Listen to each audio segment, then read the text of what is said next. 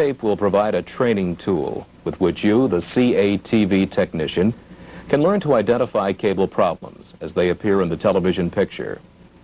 Since in many cases state or federal technical standards apply, it is important for you to be able to determine when a picture is outside of those technical limits. You will find that a TV set is a valuable test instrument.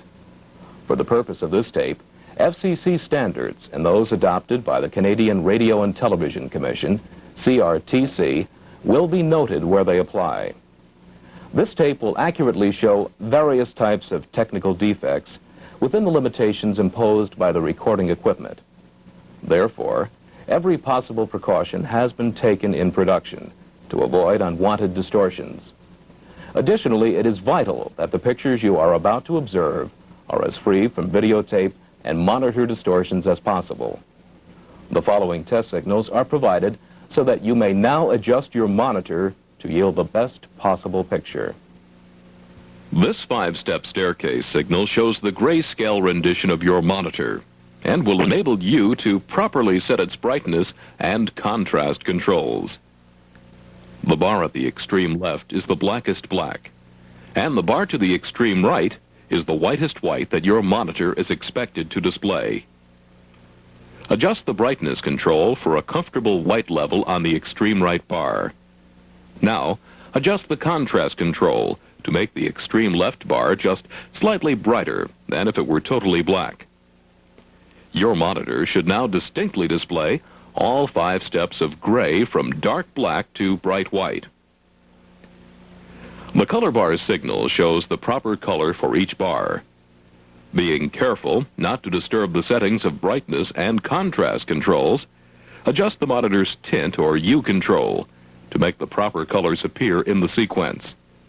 Now, adjust the saturation or color control so that the amount of color is moderately bright. The picture monitor should now be properly adjusted to display this tape with a minimum amount of picture distortion. Repeat this section as often as is necessary to achieve optimum adjustment of your receiver. The way in which television pictures are transmitted in North America is by vestigial lower sideband amplitude modulation. All cable television channels, standard, VHF, and UHF, subband, midband, and superband are 6 megahertz wide. Shown here is a typical television signal as viewed on a spectrum analyzer. The picture carrier is located 1.25 megahertz above the lower channel edge, with the actual picture information carried as sidebands on each side. The typical broadcast quality video signal may contain picture components that have energy well beyond 6 megahertz each side of the picture carrier. Of course, these high-frequency picture sidebands are cut off 1.25 megahertz below the visual carrier in the vestigial sideband system, and at 4.2 megahertz above the picture carrier to allow the insertion of the oral carrier. The picture's color information is contained in an amplitude and phase modulated subcarrier that is located at about 3.58 megahertz above the visual carrier. This part of the signal is particularly sensitive to interfering beats. Later in the tape, demonstrations will show that even at very low levels, beats can cause severe color defects. The sound carrier is frequency modulated and is inserted near the upper edge of the channel, 4.5 megahertz above the picture carrier. A television station normally transmits the sound carrier at a level 6 to 10 dB lower than the picture carrier. Television receivers are not designed for adjacent channel reception. Therefore, a cable system must reduce the sound carriers to be 13 to 17 dB below the associated visual carrier to prevent interference to the next higher channel. Perhaps the weakest link in the chain of electronic equipment that ultimately provides cable television to the subscriber is the subscriber set itself. Anyone who has browsed through the appliance department of a discount store can verify that there are a seemingly endless number of ways to adjust a television receiver to make the same picture look different. Misadjustment of the subscriber set is probably responsible for more cable trouble calls than any other single cause. The misadjustment of color and fine-tuning controls are most frequently seen, as well as other set-related non-adjustment cause problems that generate service calls to the cable company. Although television receiver problems are frequent, a cable television technician should always consider that there may indeed be a cable problem. One of the quickest and most effective means of determining whether this is the case is to substitute a known good portable TV. If there is a cable fault, the television set can prove a most sensitive test instrument. Not only can this instrument display the problem, but a trained technician can often tell the nature of equipment failure that has occurred and its relative severity. There are a number of causes of poor quality pictures within a cable television system, most of which, when properly diagnosed, can be eliminated. Some of the common signal problems are snowy or noisy pictures, co-channel interference, impulse noise interference, hum, intermodulation beats, ghosting, cross-modulation, video distortions. In the segments that follow, we will demonstrate the effects of each of these cable defects as they will actually appear on a television set. The RF carrier-to-noise measurement quantifies the difference between the noise and the RF signal peak. This is the signal-to-noise measurement. In CATV, it is called carrier-to-noise ratio, since it is the visual TV carrier level compared to the system noise level. Carrier-to-noise is measured in unreferenced dB because it is a ratio of the two levels. The RF carrier-to-noise ratio will directly affect the video signal-to-noise ratio, which is a measurement of the amount of visible noise or snow present in the picture. Low signal levels, noisy antenna preamplifiers, or poor received signals are typical causes of poor carrier-to-noise. You are now observing a directly recorded broadcast studio signal. The video signal to noise before being taped was measured in excess of 48 dB. The quality of your picture now is limited mainly by the signal-to-noise ratio of the videotape playback equipment and the television receiver you're viewing. This is a 46 dB RF carrier-to-noise ratio. This is a 43 dB RF carrier-to-noise ratio. This is a 40 dB RF carrier-to-noise ratio. This represents the maximum noise level permitted by CRTC. This is a 36 dB RF carrier-to-noise ratio. This represents the FCC limit. This is a 33 dB RF carrier-to-noise ratio. This is considered to be a substandard picture. This is a 30 dB RF carrier-to-noise ratio. This picture has 4 times more noise that is considered acceptable. This is a 26 dB RF carrier-to-noise ratio, and it has 10 times more noise than the maximum acceptable by the FCC. Generally, poor carrier-to-noise is caused by lower than normal input signal to an amplifier or subscriber set, improper antenna selection, or a noisy preamplifier or converter. Co-channel interference, when 2 or more broadcasting stations using the same channel are within pickup distance of each other, their carriers are offset by plus or minus 10 kilohertz to prevent television receiver interference. The CATV antenna picks up these co-channel signals along with the desired signal. Since these are on channel, they are distributed unimpeded, resulting in co-channel interference. The spectrum analyzer is showing a plus 20 kilohertz co-channel. Note its location between the 15.75 kilohertz sidebands. If the co-channel level is high enough, the TV receiver will display 2 or more channels or beat patterns. Here are combinations of beat patterns caused by the difference in frequency with reference to the desired station. Plus 10 kilohertz from desired signal.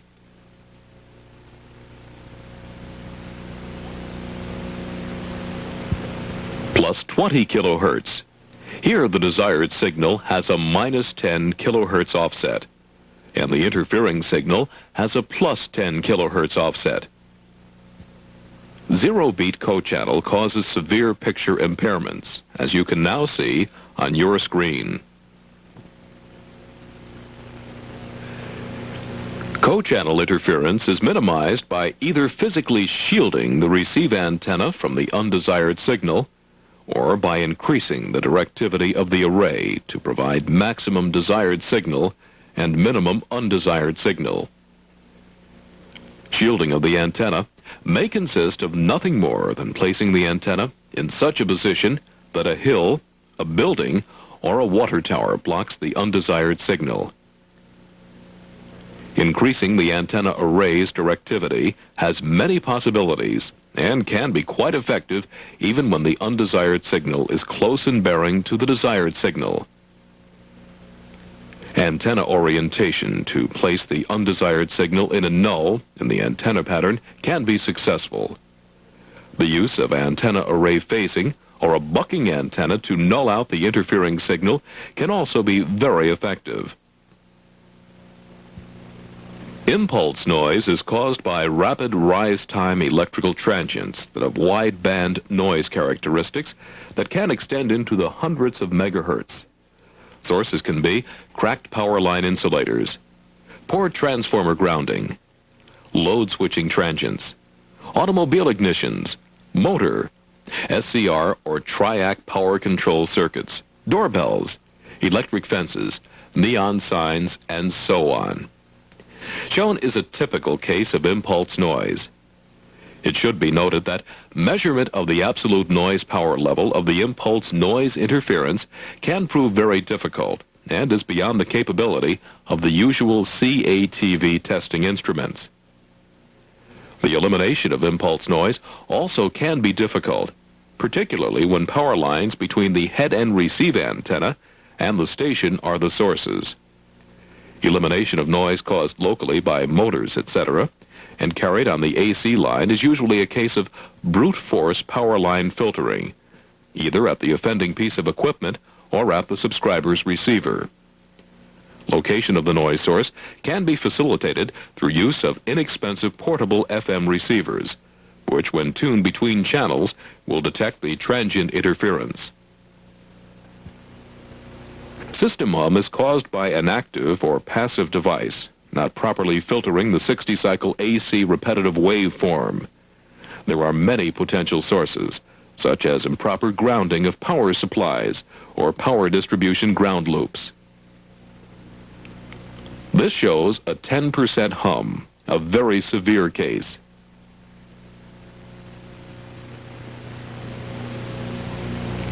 This is an example of 5% hum, the maximum permitted by the FCC rules.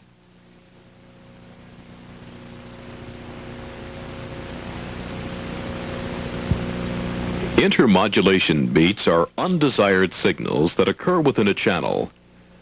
They are the result of mixing occurring between various signals in the spectrum. These give the appearance of lines of various thickness and at various angles that seem to crawl through the picture. You will now see 3 different levels of intermodulation at a level of minus 20 dB. The FCC flat limit of minus 46 dB, down from the visual carrier and the limits imposed by the Canadian Radio and Television Commission's broadcast procedure for cable systems with augmented channel capacity. We begin with the intermodulation located at plus 500 kilohertz from the visual carrier. First, intermodulation at minus 20 dB.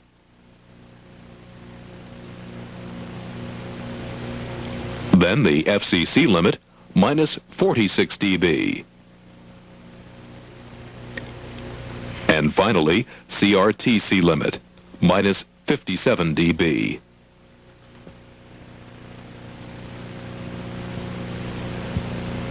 Next, plus 1.25 megahertz from the visual carrier. Intermodulation at minus 20 dB. Then the FCC limit, minus 46 dB. And the CRTC limit, minus 52 dB.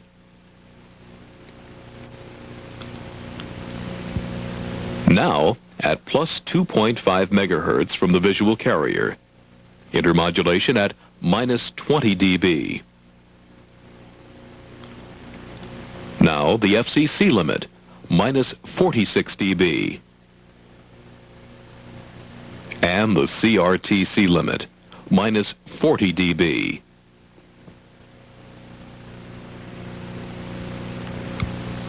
We have moved the intermodulation beat close to the color subcarrier located at plus 3.58 megahertz above the visual carrier.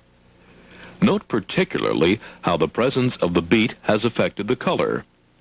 First, intermodulation at minus 20 dB.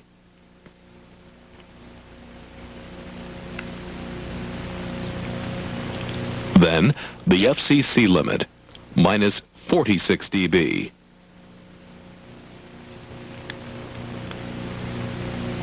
And the CRTC limit, minus 57 dB.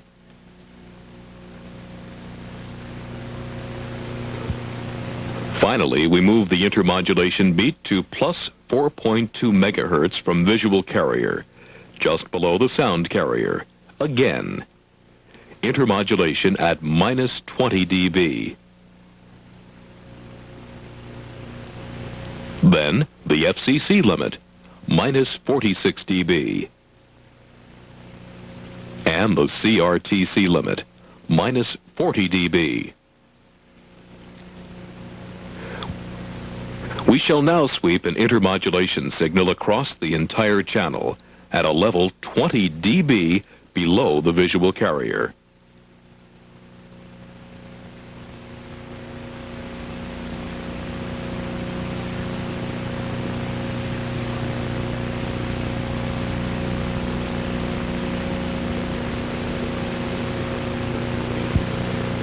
In the preceding demonstration of the effects of intermodulation, we have shown a single discrete interfering signal. In cable systems with many active channels, several beats may appear in a channel. In fact, there may be so many as to make identifying single beats impossible. In this situation, the apparent carrier-to-noise ratio in the affected channel is visibly poor, showing very heavy, grainy noise.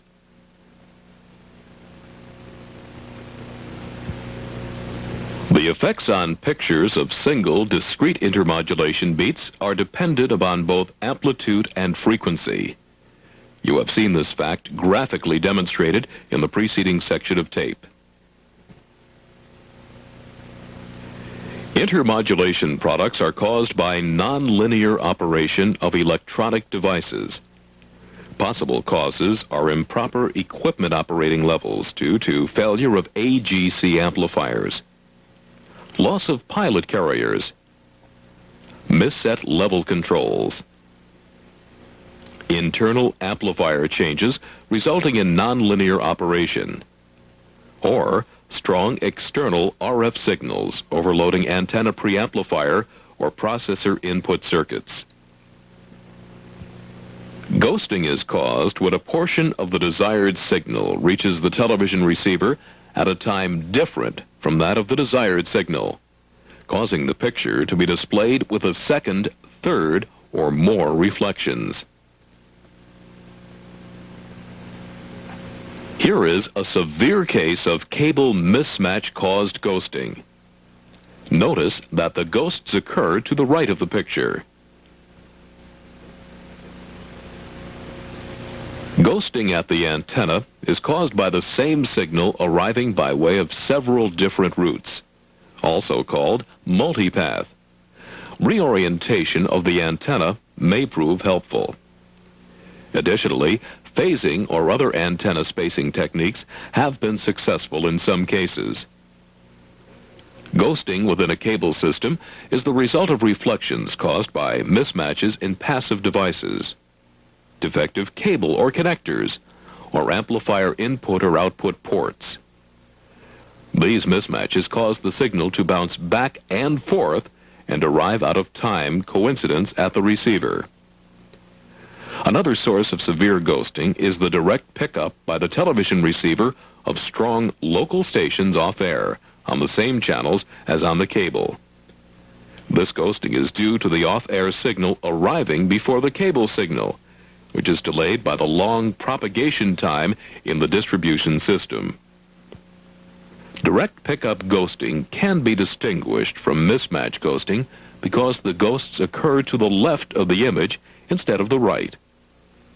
Direct pickup ghosting can be the result of a bad matching transformer, the subscriber connecting his external antenna to the set, or pickup on the television receiver's internal wiring. Cross-modulation or cross-picture modulation, although not common in modern, properly designed and operated cable systems, may still occur as the result of long cascades, loss of AGC, severe temperature changes, or where operating levels are misset. Cross-modulation is the result of nonlinear operation. Thus, it is usually accompanied by intermodulation and noise. This is a simulation of how cross-modulation might appear on a television receiver. Cures for cross-modulation occurring in a properly designed cable plant are similar to those for intermodulation beat problems. Video defects are problems that occur in the baseband video signal that will affect picture quality. Shown is a normal video waveform and its component parts. Color problems are those that affect the 3.58 megahertz chroma subcarrier amplitude and phase. Roll-off of the channel response at the color carrier frequency will reduce the amount of color saturation and cause the color to wash out, as shown.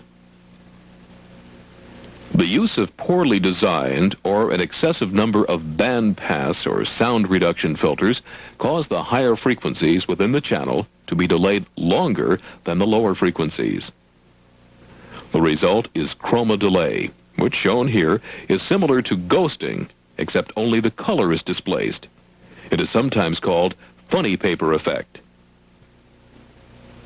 Sync clipping and video ringing can occur as the result of RF clipping of the modulation envelope in the signal processor. In the most severe cases, the television set may roll and may exhibit ghosting. These problems are usually caused by processor misalignment or nonlinear operation.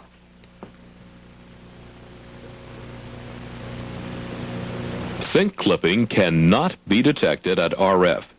It is necessary to demodulate the signal and examine it in detail with an oscilloscope. The first indication of a sync clipping problem may not be called to the attention of the cable company, since it appears to be a receiver-related problem. However, complaints from subscribers or TV servicemen of vertical roll and loss of interlace should trigger an immediate investigation of the offending channel's processing equipment. This tape has been produced to bring to your attention some of the cable system operational problems you will encounter and the effects those problems have at a subscriber's receiver. Suggestions are given throughout the tape regarding possible causes of the distortions and interferences. These suggestions should not be taken as all-inclusive lists of possible faults. It would take a series of tapes to accomplish that. They are given in an effort to lead you to areas of cable operation wherein you may discover the cause of a particular fault. We wish to thank the following manufacturers for their assistance in providing the testing equipment and RF signal generating equipment, without which the production of this tape would not have been possible. Hewlett-Packard Incorporated, Scientific Atlanta,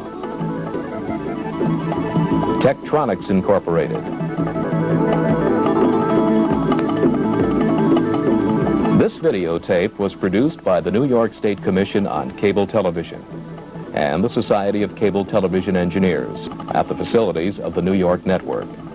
The production was made possible by a grant from the Society of Cable Television Engineers.